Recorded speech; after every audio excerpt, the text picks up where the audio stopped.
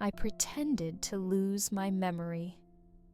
My kids tried to steal my home within days. I woke up in a hospital bed after a mild fall, head still spinning, and the first thing I heard wasn't a nurse or a doctor. It was my daughter's voice in the hallway, calm, matter of fact, and cold. "She doesn't even know what year it is," Rachel whispered. "We should get the paperwork started, sell the house while the market's hot." That house, my home for over 40 years, the place where I raised my kids, kissed my husband goodnight for the last time, and built every piece of my life. My name is Margaret Reynolds Maggie to most. I'm a 68-year-old widow retired high school English teacher from the quiet town of Clearwater, North Carolina. And what my children didn't know that day was that my memory was perfectly fine, but I decided right then I'd let them think otherwise. The room was quiet, eerily quiet. The soft beeping of the heart monitor was the only reminder that I was still alive. The fluorescent lights above flickered slightly, casting a dull glow over the beige walls of Clearwater General. My head ached, not from the fall, but from the truth I had just overheard. I hadn't meant to eavesdrop, but when your body is still and your mind is spinning, your ears become sharper than you think. "She's not coming back from this," Rachel's voice said, muffled but clear through the hospital curtain. "It's time. We need to think long-term. The house is too much for her anyway." Kyle, her husband, responded quickly. "We'll need her to sign the power of attorney while she's still semi-coherent. We can't wait too long." I lay still, eyes half closed. I wanted to scream, to sit up and ask them, "Is this what you've become?" But I didn't. Something in me told me to wait, to listen. Rachel wasn't always this cold. She used to be the sensitive one, the little girl who cried when she broke my favorite mug because she thought it made me sad. Now she was calmly discussing how to sell the home her father and I built from scratch. I blinked, letting a single tear roll down my temple. I wasn't dying. I wasn't even badly hurt. The fall had been more of a stumble, one wrong step on the back porch. But apparently, for my children, it was the perfect excuse to write me off. My name is Margaret Reynolds. I've spent 68 years trying to do everything right. A good wife, a strict but loving mother, and a devoted teacher who gave her life to shaping young minds. I buried my husband 6 years ago and thought I'd raised my kids well enough to be proud. But that day, I realized something chilling. They weren't planning to help me heal. They were planning to take over. And for what a house. Money, freedom from responsibility. I closed my eyes again and thought about pretending to be confused, to forget. Because maybe, just maybe, if I played their game, I'd find out how far they were willing to go. As I laid there feigning sleep, I let their voices sink deeper into my chest, like tiny daggers. They weren't planning my recovery. They were strategizing their next move as if I were a pawn on some estate chessboard. My mind flashed back to last Christmas. Rachel had insisted we hosted at my house, even though I was feeling exhausted from flu season. She said it would be more authentic in the old living room with the fireplace. Now I saw it differently. She was already staking her claim, throwing fancy dinner parties in a house she'd hoped would be hers soon. Kyle was never warm to me, but I always thought he was just quiet. But now, hearing him talk about legal documents like I was a legal liability, it stung in a way I never expected. He was a corporate attorney, cold, calculated, and clearly capable of making my fate disappear into a signature. The curtain rustled, and I instinctively tensed up. Mom Rachel peeked in.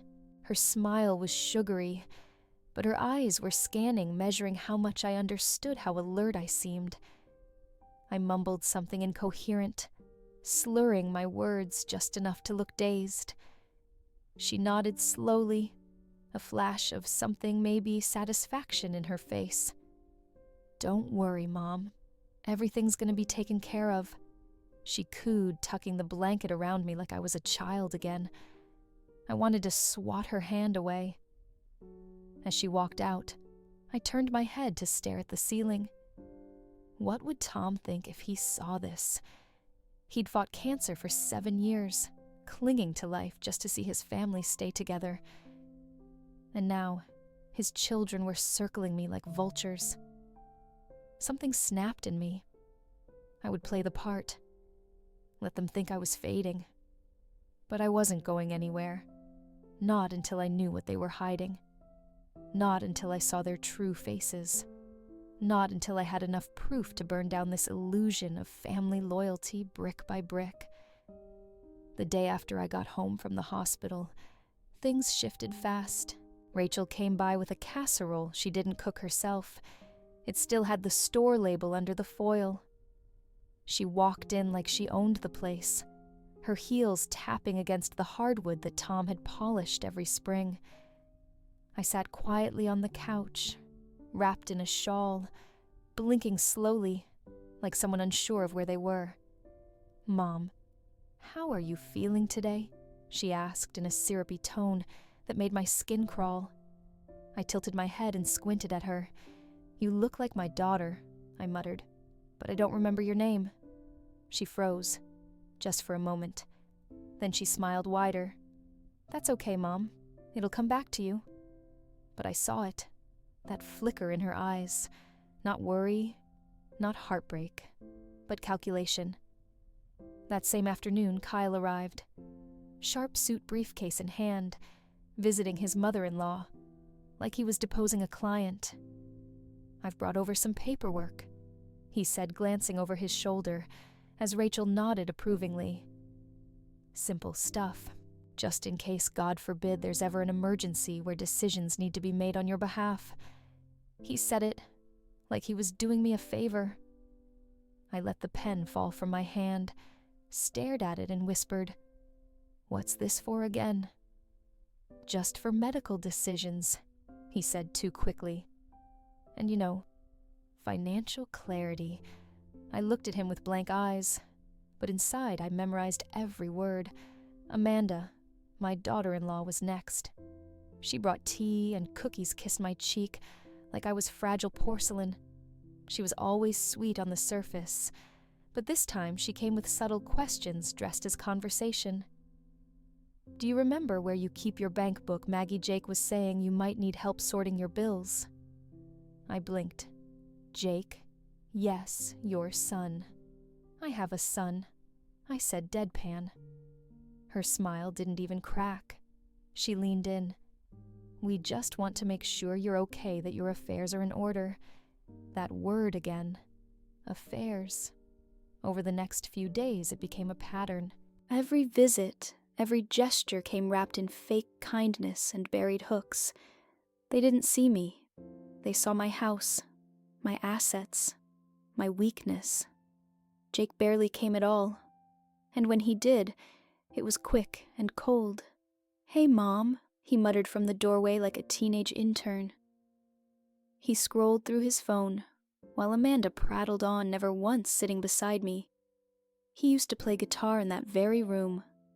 Now he couldn't stand being in it for 5 minutes. But the hardest part was Henry, my grandson. 11 years old, sweet as honey, sharp as a tack. Every time he visited, he brought me a small drawing or a silly story. But I noticed Amanda always hovered, steering him away when he asked about our old camping trips or the stories I used to read to him. "I don't think Grandma remembers that anymore," she'd say, forcing a smile. I did. I remembered everything. And I was starting to realize none of them thought I could. The only reason I hadn't cracked under the weight of it all was Susan. Susan Taylor had been my best friend since 2nd grade. We once made a pact to live next door to each other, grow old drinking iced tea on the porch, and never let men or kids mess with our sanity. Life had different plans, but one thing never changed.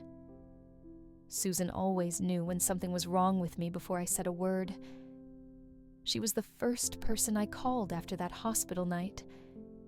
I whispered everything: Rachel's coldness, Kyle's paperwork, Amanda's fake concern. By the time I finished, there was a long pause on the other end of the line. Then Susan said I knew that Witch was up to something the second she called me ma'am on Christmas. Within hours, she was at my house with 2 bags, one full of groceries, the other filled with notebooks, a burner phone, and an old tape recorder from her college journalism days. I say we pull a Golden Girls meets Mission Impossible. She grinned. You act loopy. I'll be the lookout. We'll catch the snakes in your garden red-handed. It was the first time I'd laughed in days. We set up a system. Susan would stop by under the guise of a daily health check. She'd clean the kitchen while secretly planting tiny audio recorders around the house. I'd keep acting confused, documenting every conversation in a coded notebook we hid behind the pantry's false panel, something Tom built years ago as a fun project. Who knew it'd come in handy? Then came Dr. Blake Carter. He was a former student of mine, now a respected internist in town. Smart, ethical, and more importantly, loyal. When I asked him if he'd help me fake mild memory loss for a few months, he didn't laugh. He didn't lecture. He looked me straight in the eye and said, "If your gut says they're trying to hurt you, I believe you. Let's protect you right."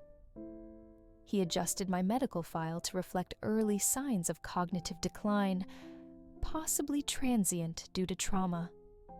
Nothing definitive, nothing legally binding, just enough to keep the charade believable. Thanks to him, I could keep the visit's controlled decline paperwork due to confusion and delay anything permanent. And Susan. She kept my spirits high and my secrets safe. You've got more fire left in you than any woman I know, she'd say, pouring tea, like we were still 18 and invincible. Together, we formed a quiet little army, just the 3 of us against a family I once thought would die for me. They wanted to erase me. But now, I had a plan. It started with a calendar, a plain, spiral-bound desk calendar Susan picked up at the dollar store. We wrote nothing in it that made sense to anyone but us. Instead of days of the week, each square had a symbol, a flower, a book, a teacup. That way, when Rachel or Amanda peeked over my shoulder, all they saw was harmless doodling from a forgetful old woman. But each symbol meant something: flower, for Rachel's visit; scissors, for any mention of finances; umbrella, for when someone asked about my will. It wasn't just clever, it was survival. Every morning I slipped into character. I left the stove on for a few minutes too long. I forgot where the coffee mugs were. I called Henry Tommy once and watched Amanda's eyes light up like she'd struck oil. "She's slipping more every day," she said later to Jake, thinking I was napping on the couch. "We really need to speed this up." I heard her. Every word. I started carrying a small digital recorder in the pocket of my robe. Susan taught me how to label each file without attracting suspicion. I'd press the button with a shaky hand and say, "Monday morning, the sun's out," which actually meant Rachel came by with a notary. We recorded everything. Some of it was heartbreaking. Some of it was horrifying. Kyle once whispered on a call, "If we wait too long, we'll have to go through probate. That'll get messy." Probate. Like I was already dead. But I wasn't just recording words. I was watching them. every shift in their tone, every glance exchanged when they thought I wasn't looking. Amanda constantly scanned the room, like she was casing it, checking for valuables or a misplaced envelope. Rachel began straightening photos, making comments like, "We'll paint this wall a lighter color," as if she were already redecorating. I wrote it all down in a separate journal we kept in Susan's car. In there, I was completely honest. Not Margaret the patient. Not Maggie the confused widow. Just me, angry, hurt, but focused. Even Henry noticed something was off. One afternoon he tugged on my sleeve and whispered, "Grandma, you remember the compass, right? The one you gave me for my birthday?" I smiled softly. "Of course I do, sweetheart." He nodded, then glanced at his mom nervous. "But you're pretending not to, aren't you?" That was the moment I knew he saw through the act. And for the first time since this all began, I felt a flicker of hope. Maybe I wasn't alone after all. The mask started to slip. Not mine, theirs. One morning, Rachel brought over a binder. Thick, color-coded, labeled estate planning. She plopped it on the kitchen table like it was just another casserole. "This is just for later, Mom," she said, flipping through the tabs. "You know, just in case. Makes everything smoother." I nodded slowly, blinking like a sleepy cat. "What color is that folder, dear?" She paused. "Blue, Mom." "It's blue." "Oh," I murmured. "Pretty." She smiled again, but it didn't reach her eyes. The way she avoided my gaze told me everything. I wasn't being protected, I was being processed. Then came Jake. Jake used to be my soft-hearted boy, the one who stayed home from college an extra year, just to take care of me after Tom died.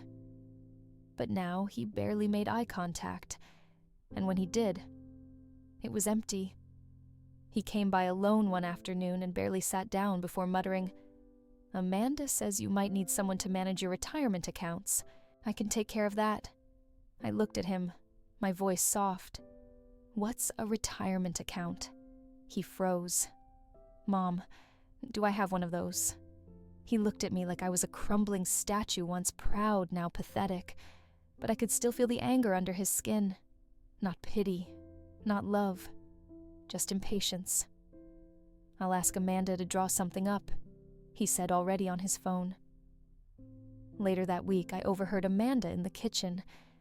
She thought I was asleep. "She doesn't even recognize her own bedroom," she said to Rachel.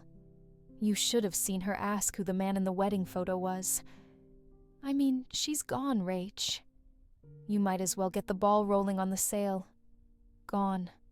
Like I was already in the ground." Susan and I listened to the recording that night. She clenched her jaw. "That girl ever touches a penny of yours, I swear to God." But nothing cut deeper than what happened with Henry. I had made him a leather-bound journal on his last birthday, hand-stitched with his initials pressed into the cover. He loved it, carried it everywhere. One day, Amanda stormed into the living room holding that journal, a lighter in her other hand. "You don't need this junk cluttering up her space," she snapped, tossing it into the fireplace before Henry could even react. The boy screamed. I tried to stand but stumbled. Amanda just stood there watching it burn like she was incinerating a threat. Henry looked at me, tears spilling. "Why did she do that, Grandma?" I reached for his hand, heart shattering. "Because she's afraid," he whispered, of what I squeezed his fingers, of the truth. That night, I sat alone in the dark, the house humming quietly around me. The echoes of laughter, of family dinners, of Tom's jazz records playing on Sunday mornings. They all seemed like distant ghosts now. My home, once filled with warmth, had turned cold with greed. Every shadow in the hallway reminded me of a betrayal I never saw coming. But I wasn't ready to give up. Not yet. I opened Tom's old drawer, the one no one else ever touched. Inside was a photo of us on our wedding day. His tie crooked my veil, half falling. I traced his face with a trembling finger. "What would you do, Tom?" I whispered. I knew the answer. He would fight. Not with fists or rage, but with quiet resolve, with truth. Susan had asked me more than once if I wanted to end the act.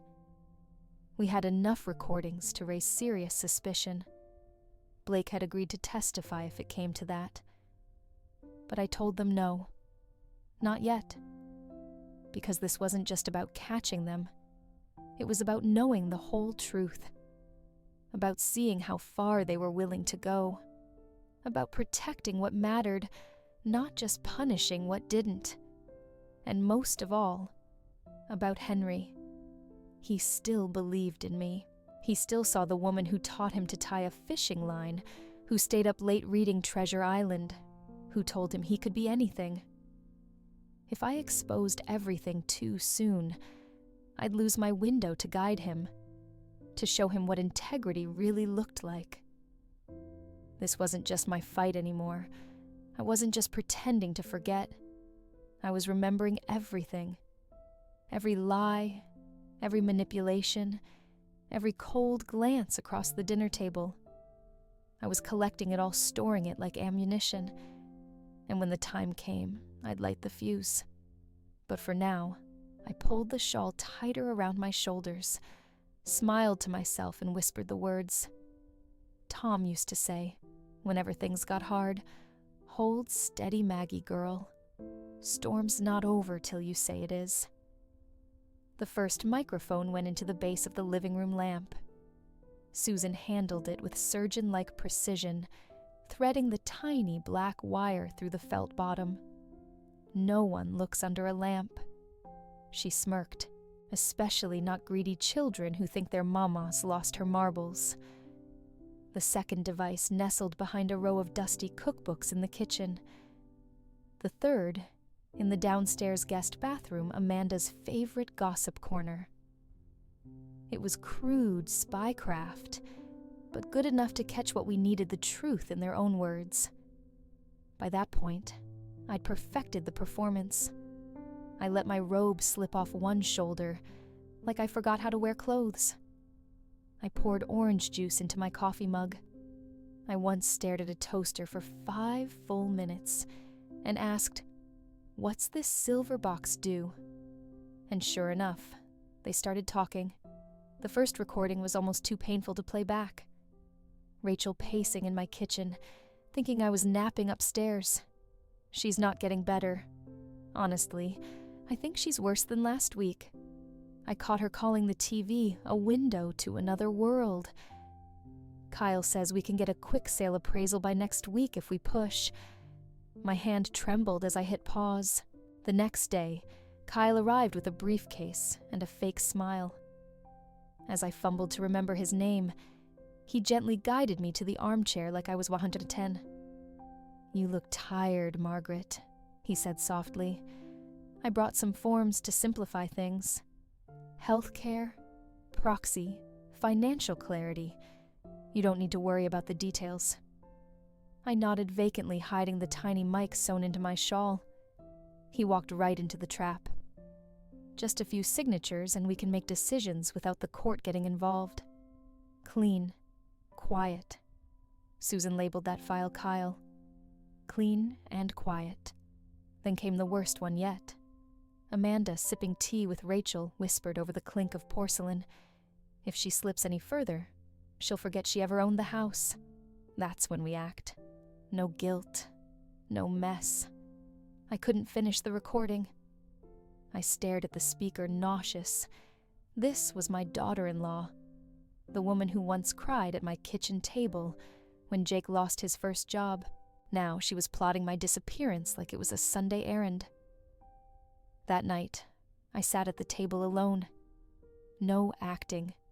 Just me heart-pounding, realizing my family had become strangers. "I raised them better," I muttered. Susan put a hand on my shoulder. "You did. But they made their choice. Now it's your turn." I nodded slowly, wiping a tear. We record everything. No more guessing. If they're going to rob me blind, I want every word on tape. And so the house turned into a stage. Every casual visit, every fake smile, every offhand comment, they were no longer conversations. They were confessions.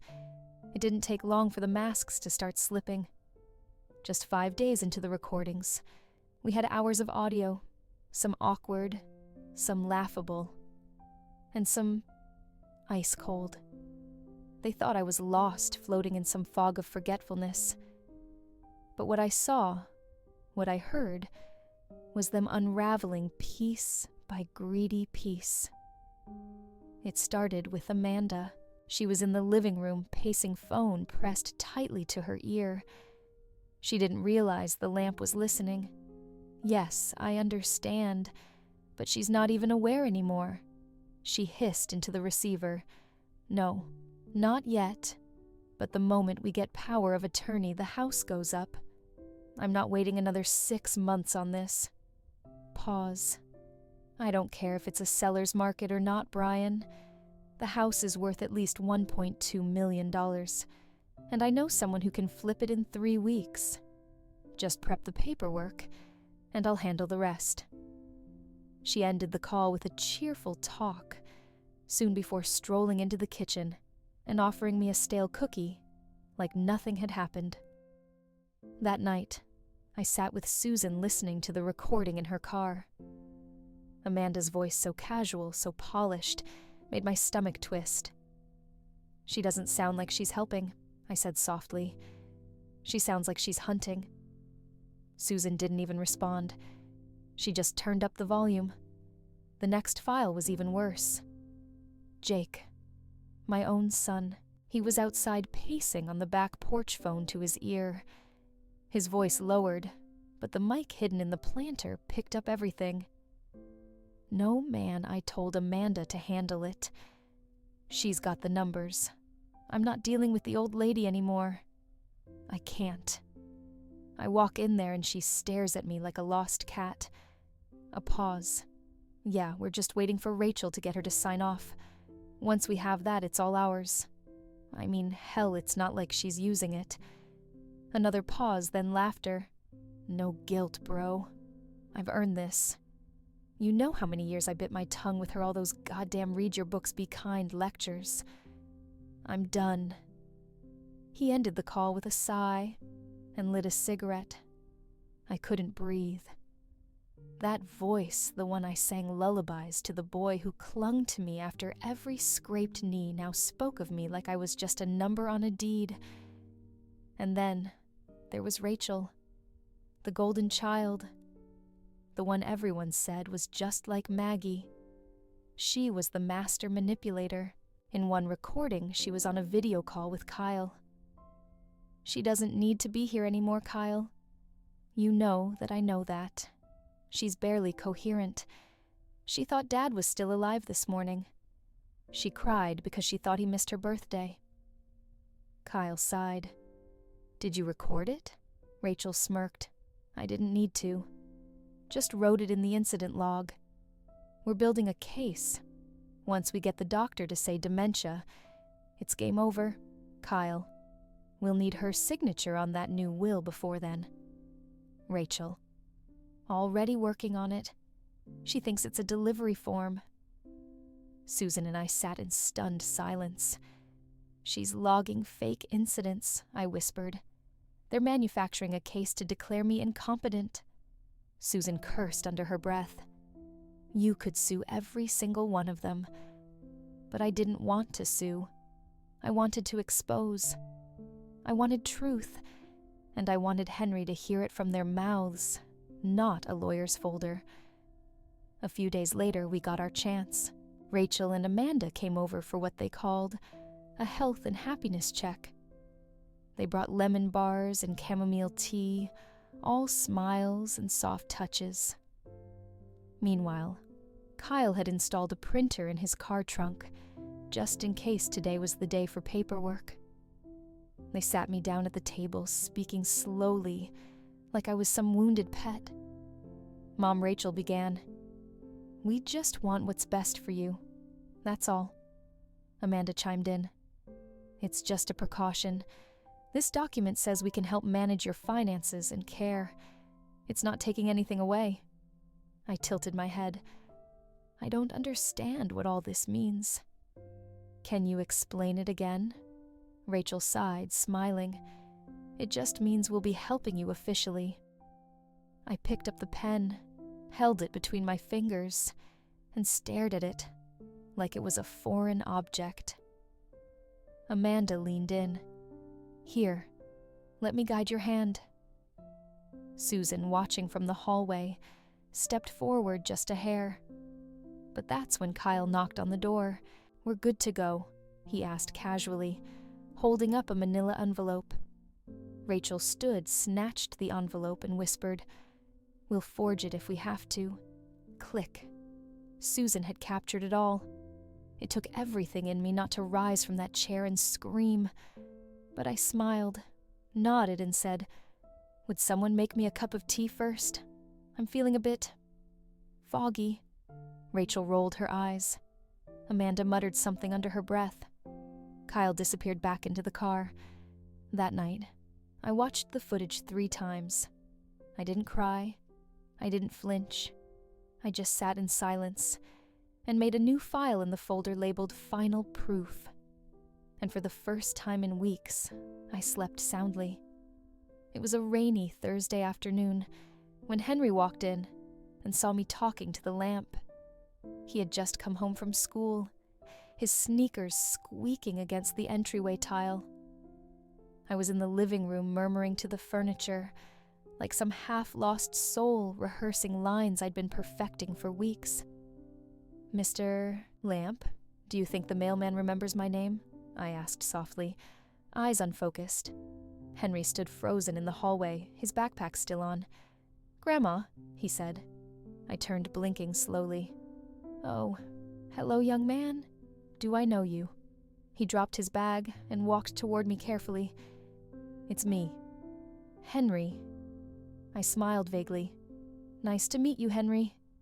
He stared at me, confused but cautious, like a child afraid of waking a dream. You remember me, right? I didn't answer. I turned back to the lamp and tapped it twice. Later that night, after Amanda and Jake had left, I found Henry sitting on the back porch in the dark, hugging his knees. I joined him, blanket over my shoulders, mug of lukewarm tea in my hands. He didn't look at me. Grandma, I saw you talking to the lamp. I said nothing. He sniffled. Are you really forgetting everything, or are you just pretending I looked at him? Really looked, the way Tom used to look at me when I tried to lie about how much I spent on fabric at the craft store. His eyes, so young, so sharp, held something I hadn't seen in anyone else in weeks' faith. And I couldn't lie to that. I took a deep breath. I'm pretending. Henry blinked. Why? I looked out into the rain. Because I needed to see what they would do. I needed to know if they loved me for me or just what I owned. He was quiet for a long time. Then, they don't know you're pretending? No. Does Susan know? I nodded. And Dr. Carter? Yep. Henry shifted, processing it all. That's why you act weird when Dad's here. I nodded again. He leaned his head against my arm, his small body warm despite the damp air. I hate it when they talk about you like you're a burden. I swallowed hard. So do I. A long silence. Then Henry asked, Can I help? That broke me. Tears welled up. I put down my tea and wrapped both arms around him. You already are, sweetheart, just by being you. But Henry meant it differently. The next day, he started taking notes. Whenever Amanda and Jake thought he was playing games or doing homework, he was writing down everything they said. He began asking innocent questions like, Mom, what's a power of attorney? And why does Dad say the house won't be ours, unless Grandma signs something? He even took my old flip phone one Susan had reactivated as a backup and began recording short videos, stealthy, precise, brilliant. One evening, Henry caught Amanda throwing away a framed picture of me and Tom from our honeymoon. "It's old," she muttered. "No one needs to see this anymore." Henry recorded the whole thing. Another night, Jake got drunk and started ranting in the kitchen. She had her turn. Now it's our time. I'm not going to apologize for wanting a better life. She hoarded everything like some Depression-era miser. We deserve that house. Henry hid behind the pantry door and got every word. He brought the phone to me later, face pale. "Is this enough?" I pressed play. I listened. I paused. I rewound. I heard my son, the boy I'd swaddled in a blue blanket and rocked through colic, reduce me to a financial obstacle. When the recording ended, Henry looked up at me with wide, tearful eyes. I don't understand how someone can talk about their own mom like that. I couldn't speak. I pulled him into a hug and cried harder than I had in years. That night, I didn't sleep. I walked the halls of my house like a ghost. Every corner held a memory, a flash of laughter, a photo I couldn't take down. I stopped at the fireplace. Above it, Tom's old compass rested on its stand, one he used during our camping trips in the Blue Ridge Mountains. I had planned to give it to Henry someday. I reached for it now, running my fingers across the worn brass. This house wasn't just property. It was a life. Our life. Mine and Tom's. The one we tried to build for our children, and they were gutting it before I was even gone. I whispered, "I'm so sorry, Tom. I didn't see this coming." The next morning, Henry made me breakfast, burnt toast and undercooked eggs, and said, "We have to stop them, Grandma." I looked at him amazed by his quiet strength. "We will," I promised. "We're not just stopping them, Henry. We're going to show them exactly what they became." He nodded solemnly. "Let's record everything." And so we did. Together. Amanda always had a flair for the dramatic. She liked to control the room. Her voice, her movements, even her perfume seemed designed to dominate. So when she stormed into my house on a stormy Saturday afternoon, I knew something had shifted. She wasn't here to fake concern this time. She didn't bring Henry. She didn't bring cookies. She brought fury. "This has gone on long enough," she snapped, tossing her soaked coat onto the couch. "Jake is at his limit. So am I. You're not improving, Maggie. You're just floating." I stayed silent, sitting in my usual armchair with a knitted blanket over my knees. My eyes were glassy by choice, my breathing shallow by design. Amanda paced. "You think we're just gonna sit here while you rot in this old house, dragging the whole family down with you? No. No more." She moved toward the fireplace, the one spot I never let anyone touch, and picked up the compass. Tom's compass. She held it like it was worthless, a paperweight. My mouth opened slightly, but I stopped myself from reacting. The recorder in my robe was on. So was the camera hidden behind the clock on the bookshelf. Amanda turned the compass over in her hands. "You gave this to Henry, right, as some kind of family heirloom." She scoffed. "He doesn't need this crap. He needs a stable home, a future, and he's not getting it while we're stuck waiting on you to fade." She walked to the fireplace, and without a flicker of hesitation tossed it into the flames. I gasped, barely managing to stay in character. The compass clattered, then slid across the grate. Amanda didn't even flinch. She turned back to me, eyes cold. "He cried over that, you know. That's how soft you've made him. Always clinging to sentimental junk, believing in fairy tales." I couldn't take my eyes off the flames. The brass glinted, barely singed, but the message was clear. Your legacy means nothing. Amanda crossed the room, and leaned down inches from my face. You think you've still got control here, but you don't. The paperwork's almost done. The house is as good as sold. Jake's done playing the nice guy. We're all done. And then she walked out. She didn't notice Henry standing in the hallway. He'd come home early from his science club, backpack still on shoes, muddy, standing stiff as a statue. He'd heard it all. The door slammed behind Amanda, and Henry didn't move. I stood slowly, forgetting to pretend for once. Henry. He looked at me, eyes wide, with something I couldn't quite name. Not fear, not confusion, disgust. Did she just throw away Grandpa's compass, he asked. I nodded, my voice barely a whisper. Yes.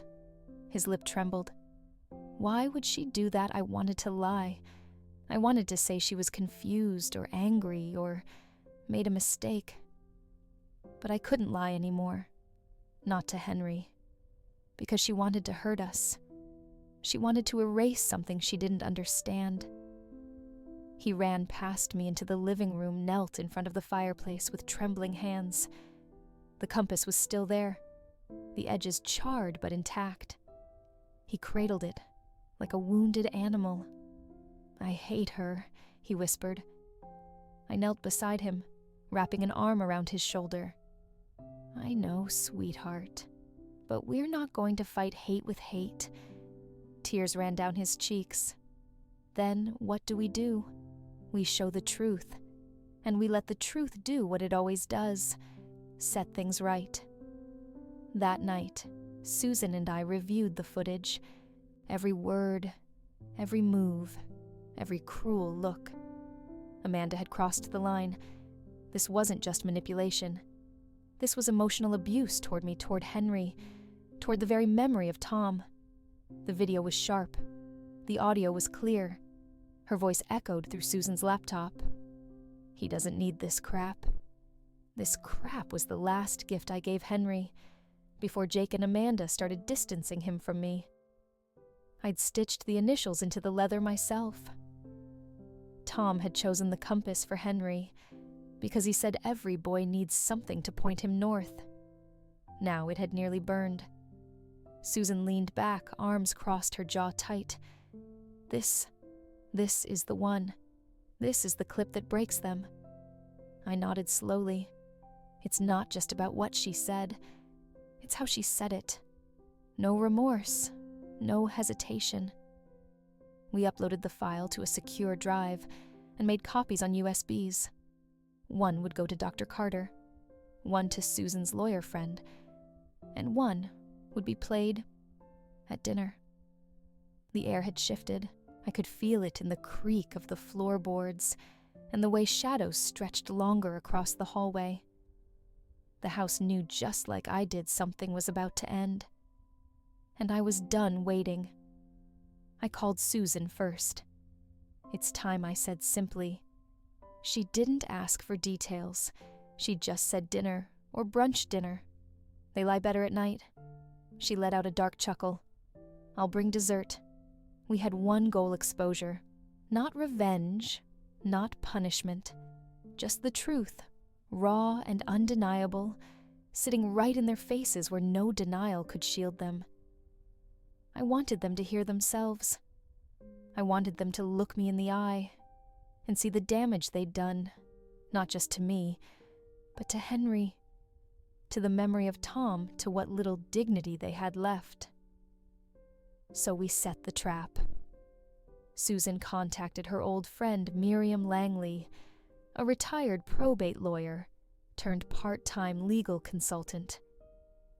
Miriam was sharp calm and had the kind of presence that made liars sweat. She agreed to attend the dinner under the guise of Susan's cousin, visiting from Asheville. Meanwhile, I spent hours selecting the audio clips. They had to be strategic. No shouting, no ambiguity. Just their own voices, calm and calculated, saying the ugliest things in the softest tones. Clip 1, Rachel, explaining how she planned to trick me into signing over the house. Clip 2, Kyle saying we'll forge it if we have to. Clip 3. Amanda tossing the compass into the fire, calling it crap. Clip 4. Jake drunk and bitter declaring she had her turn. Each file was trimmed, cleaned, and loaded onto a discreet USB drive. Henry helped me label it Truth. He asked me once, will they be mad? I looked at him and said, yes. But sometimes people have to get mad before they see what they've become. Then came the invitations. I sent a group text, shaky fingers, and all dinner at my place this Sunday. I'd like all of us together again. No special reason, just family. They responded as expected. Rachel. Of course, Mom. Let me know what to bring. Amanda. We'll be there. Jake cool. Kyle didn't respond directly, but I knew he'd come. Too close to the prize now. Sunday arrived like a thundercloud. I spent the afternoon cooking not because they deserved it, but because I wanted them to taste what they were losing. Meatloaf cornbread, baked mac and cheese. Tom's favorites. Henry set the table. Susan handled the wine. Miriam sat quietly in the corner, with a notepad observing like she was simply there for the conversation. The doorbell rang at 6 sharp. Rachel was first smiling like a politician. Amanda and Jake followed hand in hand, masks perfectly fitted. Kyle brought a bottle of wine and a legal folder he thought I didn't notice. We sat. We ate. We talked. Well, they talked. I asked the same questions over and over like I always did. What day is it again? Where's Tom? He said he'd be home before dinner. Rachel patted my hand. He's not coming, Mom. Amanda chimed in. Maybe you should take a nap after dessert. I looked at Henry, who gave the smallest nod. That was the cue. Susan stood up. Actually, she said, her voice casual before dessert. Maggie asked me to play something. I reached into the drawer and pulled out a small black speaker, pressed play, and then the room stopped breathing. If she slips any further, she'll forget she even owns the house. That's when we act. We'll forge it if we have to. He doesn't need this crap. She had her turn. Silence. Then chaos. Rachel stood. What is this Kyle's face, drained of color? Is this legal? Amanda's hands clenched. You recorded us. I stood slowly, the shawl falling from my shoulders. I didn't forget. I never forgot. Jake's mouth opened, then closed. He looked at Henry, who stared back with something like betrayal and something like clarity. You lied to us, Rachel hissed. No, I said, voice steady. I let you tell the truth when you thought I couldn't hear it. The truth had exploded in the middle of my dining room like a grenade made of their own words. And yet, the silence after the final audio clip was deafening. Rachel's fork clattered against her plate. Kyle blinked rapidly, his fingers twitching near his wine glass, like he wasn't sure whether to drink or throw it. Amanda's lips parted, but no sound came out. Even she, queen of quick comebacks, was struck speechless. Jake was the only one who looked down shame, crawling up his neck like a rash. And Henry, my sweet Henry, sat perfectly still, watching them all, like a small judge with an old soul. I remained standing, hands lightly resting on the back of my chair. I didn't yell. I didn't cry. I didn't need to. I wanted to believe you still cared, I said calmly, my voice slicing through the room. I gave each of you the benefit of the doubt. I thought maybe the pressure, the stress, maybe grief made you forget who we were. I looked at Rachel first. You were the one who cried on my shoulder the night your prom date stood you up. You said I was your anchor. Then Kyle. You thanked me once for treating you like family when your mother passed. Told me this house made you feel whole again. Amanda. You called me Mom when your parents missed your wedding. I was proud to be that for you. And finally, Jake. You sang to me after your father's funeral. You said, "Don't worry, Mom, I've got you." I shook my head slowly. What happened to all of that? No one answered. Miriam, still seated quietly near the corner, finally stood. She placed her notepad on the table and looked around. I'm Miriam Langley. I'm a retired probate attorney, and at Maggie's request, I've been observing tonight. I can confirm that the recordings meet legal standards for evidence under North Carolina state law. Kyle tried to interject. She tricked us. This was entrapment. Miriam raised an eyebrow. Entrapment applies to law enforcement. What Maggie did is called self-protection. Jake stood suddenly. So what, you're gonna sue us? Take us to court? I looked at him long and hard. No, Jake. I'm not taking you to court. Relief flickered across his face too soon. I'm cutting you off. The words landed like thunder. You won't touch the house, the money, or anything tied to the Reynolds name. As of tomorrow, I'll be revoking every document that gives you any access to my estate. Rachel gasped. You can't. Oh, I can. I interrupted, voice sharp now. The will you all hoped I was too weak to remember. It's being rewritten. Completely. Amanda stood up, livid. You're senile. This won't hold up. Susan stepped in, then holding up the second phone. Already recorded this too, sweetheart. Every word tonight's been documented. Kyle finally lost his cool. You set us up. No, I said. You set yourselves up. I just gave you the stage. Rachel's hands were shaking. But you're our mother. How can you do this? I sighed, genuinely tired. Because being a mother doesn't mean tolerating betrayal. It means protecting the values I was supposed to teach you. Then I turned to Henry. You still want the compass, sweetheart? He nodded, eyes misty. I pulled it from my pocket. Cleaned, polished, repaired. This is yours now. And so is the name it stands for. He took it gently, like it was made of glass and gold. Miriam added, I'll help Maggie set up a trust. A legacy for education, honesty, and actual care, not just blood ties. The silence returned heavier this time. Jake looked like he might cry. Amanda looked like she wanted to burn the house down. Kyle sat down hard, defeated. Rachel stood frozen, rage simmering in her eyes. I gathered the plates.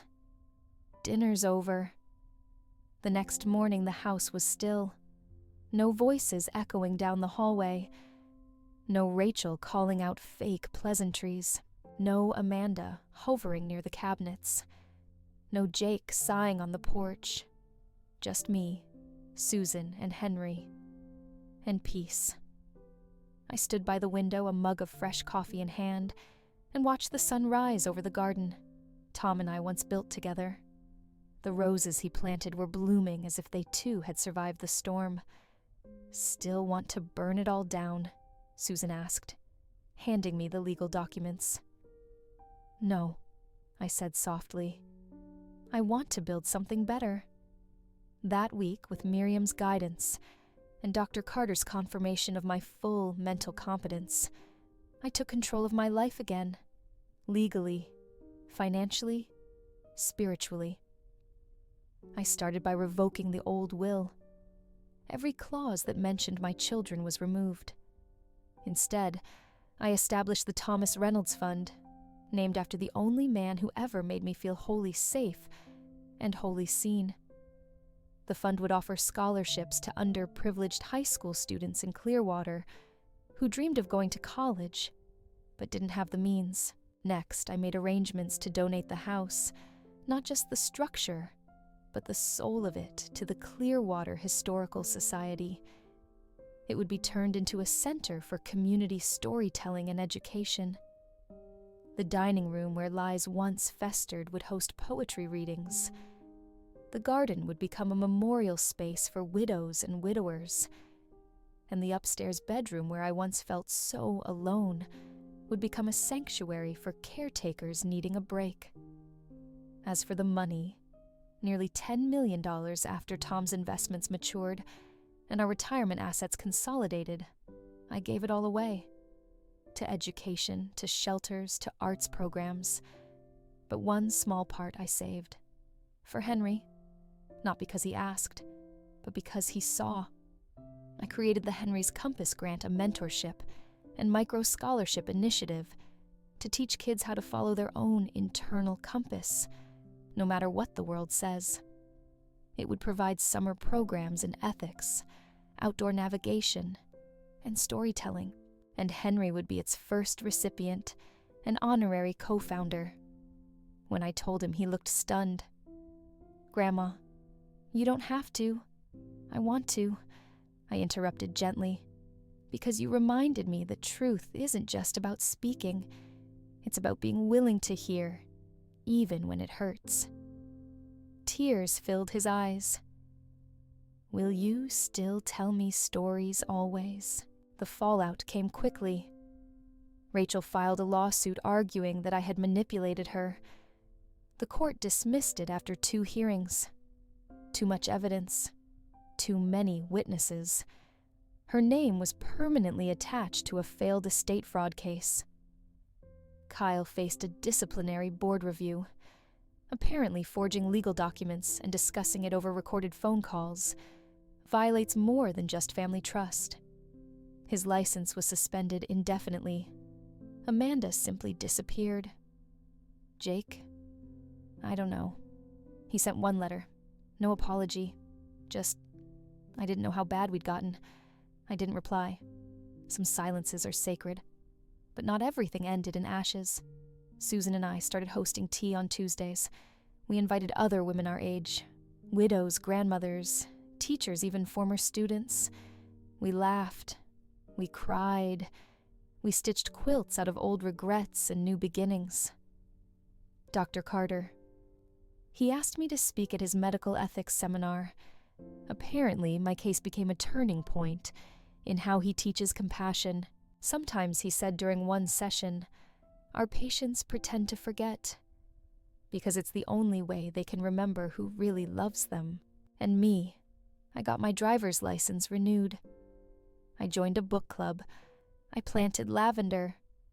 I slept soundly, deeply for the first time in years. And when I stood in front of the Clearwater High School auditorium to present the first Henry's Compass Grant, I didn't feel like a victim. I didn't feel like a forgotten mother. I felt whole.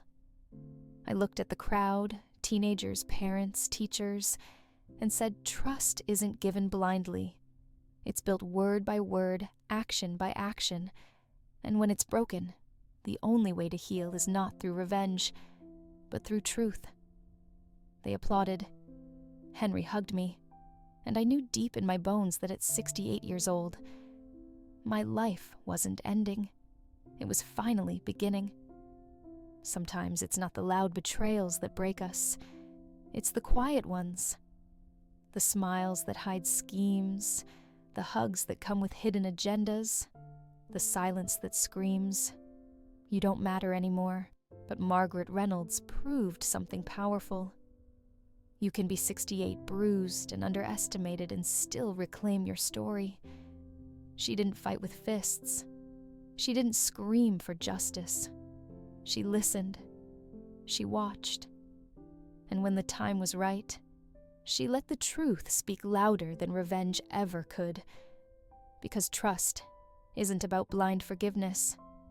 It's about seeing people for who they really are and choosing to walk forward, even if that means walking alone. So let me ask you, if you were in Maggie's shoes, could you forgive your children? Do you believe blood should come before integrity? And most of all, what would you do if the people you loved the most tried to erase you? Let me know in the comments. Share your thoughts, your stories, your truth. If this story moved, you give it a thumbs up so more people can find it. And don't forget to subscribe for more stories like this, real raw, and meant to make us reflect on what truly matters in life. Because sometimes it's not about getting even. It's about getting free.